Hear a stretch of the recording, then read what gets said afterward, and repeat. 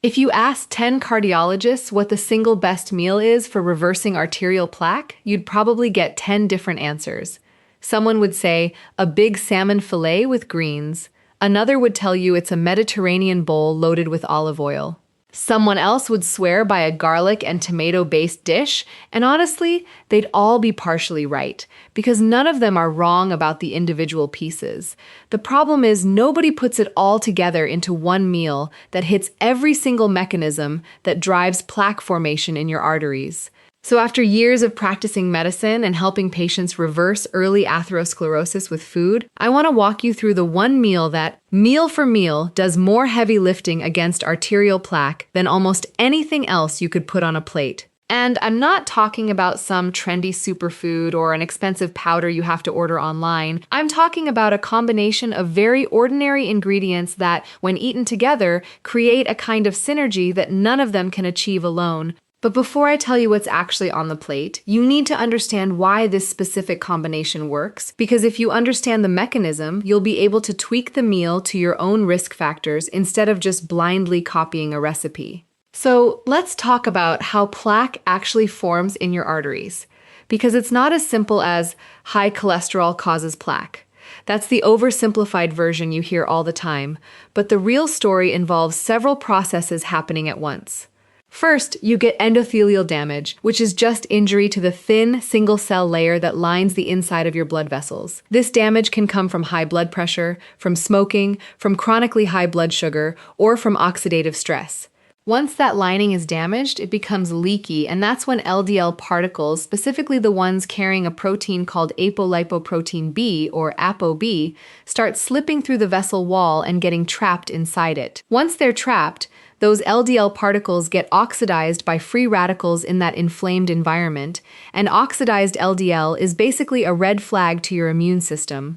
So your immune cells, specifically white blood cells called macrophages, rush in to try to clean up the mess. But instead of cleaning it up efficiently, they gorge on the oxidized LDL, turn into what are called foam cells, and become the actual building blocks of the plaque itself. The more oxidative stress and inflammation you have circulating in your body, the faster this entire cycle repeats and the bigger that plaque grows over time. So if you want one single meal to actually target arterial plaque, it has to do 4 things at once. It has to lower apoB particle load.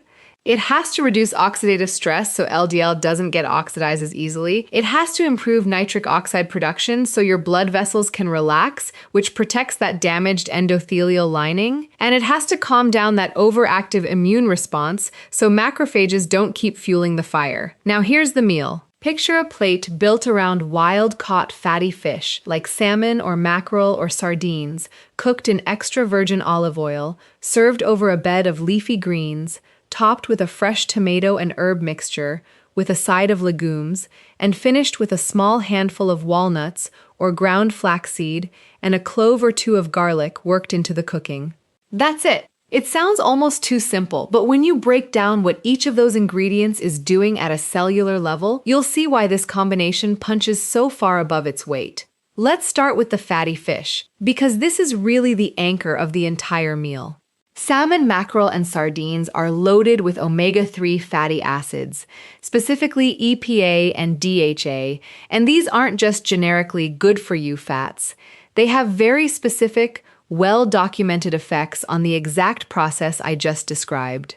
Omega-3s get incorporated into your cell membranes and they change the way your immune cells behave, essentially calming down that macrophage overreaction that turns oxidized LDL into foam cells. There's data from large observational cohorts showing that people who eat fatty fish 1 to 3 times a week have a meaningfully lower risk of heart disease and stroke compared to people who rarely eat it.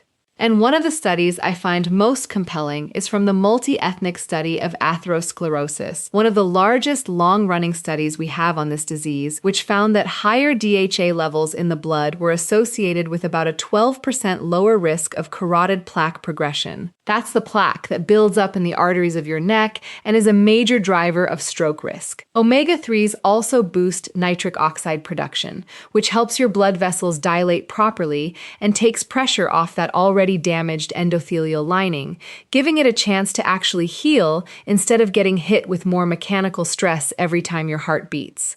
Now let's talk about the olive oil, because this is where a lot of people cut corners and use whatever cheap vegetable oil is in the pantry, and that's a mistake if your goal is actually reversing plaque. Extra virgin olive oil shows up again and again in the largest studies we have on cardiovascular outcomes, and high intake is consistently associated with a significant reduction in major cardiovascular events like heart attacks. The reason comes down to two things. Olive oil is extremely high in polyphenols, which are powerful antioxidants, and it's also rich in monounsaturated fats, which don't oxidize as easily as the polyunsaturated fats in a lot of processed seed oils. Together, these properties mean olive oil directly targets that oxidative stress step in plaque formation. It also improves insulin sensitivity and lowers systemic inflammation. So mechanistically, you're hitting multiple steps of the atherosclerosis process with a single ingredient. Just make sure you're cooking with a real extra virgin olive oil and not one of the many diluted or fraudulent products on the market, because the polyphenol content is where the magic happens, and cheap blends are often stripped of it. Next, the leafy greens. This isn't just filler on the plate. Leafy greens like spinach, arugula, and kale are rich in dietary nitrates, and here's why that matters. Your body converts those nitrates into nitric oxide, and nitric oxide is the exact molecule that relaxes and dilates your blood vessels. Studies looking at nitrate-rich vegetable intake have shown measurable reductions in blood pressure, and lower blood pressure means less mechanical shear stress on that already injured endothelial lining, which slows down the whole cycle of damage and repair that fuels plaque growth. Leafy greens are also a major source of flavonoids, and this is where it gets interesting, because flavonoids work through a slightly different mechanism than the nitrates. When LDL gets oxidized and trapped in the vessel wall, it triggers something called adhesion molecule expression, which is basically the vessel wall becoming sticky so immune cells latch onto it. Flavonoids lower that adhesion molecule expression, meaning fewer white blood cells attach to the site in the first place, and the ones that do attach behave in a calmer, less inflammatory way. You get a similar flavonoid effect from onions, apples, berries, and dark chocolate. So if you want to boost this meal even further, tossing some red onion into the tomato mixture isn't just for flavor, it's doing real metabolic work. Now let's talk about the tomatoes, because this is one of the most underrated components of the entire meal. Tomatoes are rich in lycopene, which is a carotenoid pigment that gives red and pink fruits and vegetables their color, and it happens to be one of the most powerful antioxidants we know of. Since oxidative stress is one of the core drivers of plaque formation, lycopene directly interferes with that process by neutralizing the reactive oxygen species that would otherwise oxidize LDL particles sitting in your vessel walls. There's research showing that people with higher carotenoid levels in their blood tend to have slower progression of early atherosclerosis, and there was an observational study out of Finland that specifically linked higher lycopene and processed tomato intake to reduced carotid atherosclerosis. One thing worth knowing here is that cooking tomatoes in oil, like we're doing in this meal by pairing them with olive oil, actually increases lycopene absorption because lycopene is fat-soluble. So this isn't just a convenient pairing, it's actually a scientifically smart one. Then we have the legumes on the side, whether that's lentils, chickpeas, or white beans. Legumes are one of the richest dietary sources of phytosterols, which are plant compounds that are structurally almost identical to cholesterol. When you eat them, they compete with cholesterol for absorption in your intestines, so less dietary cholesterol actually makes it into your bloodstream. But here's the part most people don't realize. Most of the cholesterol circulating in your blood isn't from what you eat, it's produced internally by your liver. So when your liver senses that less cholesterol is being absorbed from your gut, it responds by pulling more LDL particles, the ones carrying apoB, out of your bloodstream to maintain its own internal balance. Over time, that means fewer apoB-carrying particles moving through your arteries and available to get trapped in a damaged vessel wall in the first place. This matters enormously because apoB, more so than total cholesterol or even LDL cholesterol alone, has repeatedly been shown in meta-analyses and in Mendelian randomization studies, which are considered some of the strongest evidence we have in nutrition science, to be one of the primary causal drivers of atherosclerosis. Meta-analyses looking specifically at phytosterol intake show it can lower LDL by an average of around 14 milligrams per deciliter, which is a meaningful reduction from diet alone. And finally, the walnuts or flaxseed and the garlic. Walnuts and flaxseed are another excellent source of both omega-3 fatty acids and phytosterols, so they're essentially reinforcing two of the mechanisms we already talked about, but from a plant-based source this time, which adds a slightly different fatty acid profile and additional fiber to the mix.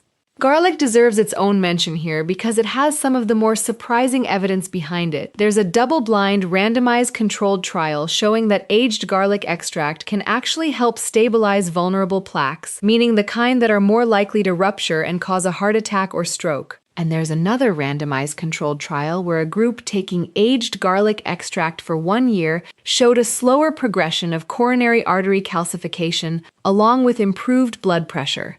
Now, cooking with fresh garlic isn't going to replicate the exact concentrated dose used in those trials, but it's still contributing sulfur compounds that have documented anti-inflammatory and blood pressure lowering effects, so it earns its place in this meal. So when you put it all together, salmon for omega-3s and immune calming, olive oil for antioxidant polyphenols and reduced oxidation, leafy greens for nitric oxide and flavonoids, tomatoes for lycopene, legumes for phytosterols and lowering apoB, and walnuts and garlic reinforcing all of it, you're not just eating a healthy-sounding meal. You are mechanistically hitting every single step of the plaque formation process in one sitting. That's what makes this combination so much more powerful than any single food on its own. Now, I do want to be honest with you about something. No single meal, no matter how perfectly designed, is going to reverse decades of arterial plaque buildup overnight. Atherosclerosis develops slowly over years, sometimes decades, and reversing it requires consistency, not perfection. The goal isn't to eat this exact meal every single day for the rest of your life. It's to understand the principles behind it well enough that you can build most of your meals around these same mechanisms, whether that's swapping in mackerel for salmon, or using kale instead of spinach, or having black beans instead of lentils. The framework matters more than the exact recipe.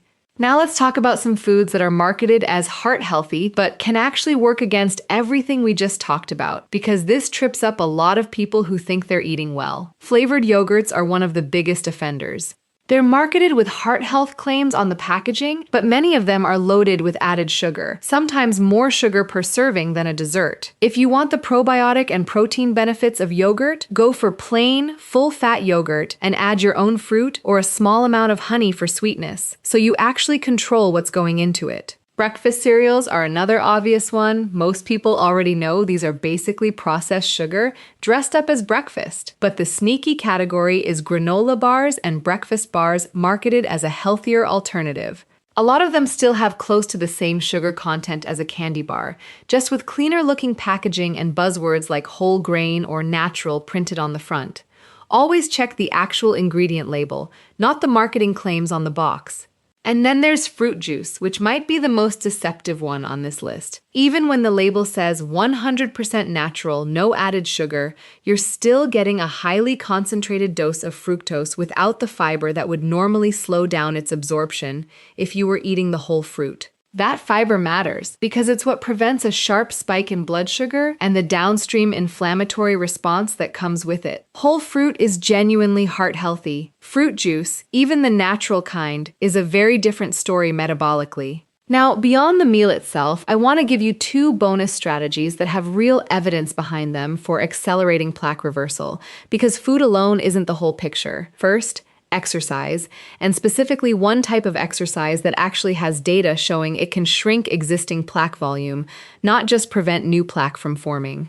There was a randomized controlled trial published in the European Journal of Preventive Cardiology that looked at just 6 months of supervised high-intensity interval training, and it showed a significant reduction in plaque volume. What's remarkable is that the degree of plaque regression seen with this exercise protocol was slightly larger than what's typically observed with statin therapy alone over a similar time frame.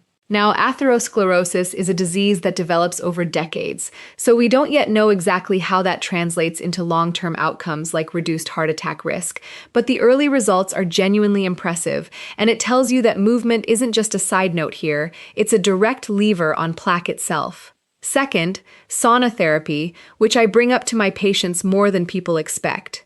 We don't have direct trial evidence showing sauna use causes plaque regression the way we do with diet or exercise, but there's a growing body of indirect evidence that's hard to ignore. Studies have linked regular sauna bathing to improved endothelial function, which, as we talked about earlier, is the very first domino that falls in the plaque formation process. There are also meta-analyses showing sauna use is associated with meaningful reductions in blood pressure. And separately, sauna use has been linked to a significantly lower risk of all-cause mortality in long-term cohort studies out of Finland.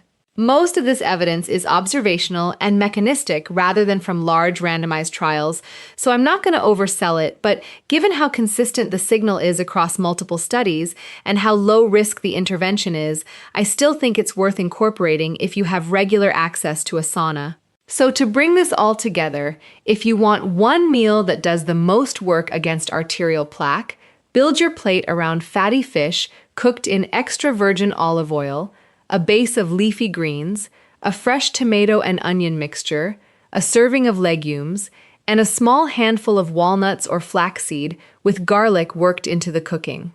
Watch out for the sneaky sugar traps hiding in flavored yogurt, granola bars, and fruit juice. And if you really want to accelerate things, add in a few sessions of high-intensity interval training each week and consider regular sauna use if it's accessible to you. None of this requires a perfect diet or an expensive supplement stack. It just requires understanding what's actually happening inside your arteries and building your habits around the mechanisms that matter most. I hope this was helpful,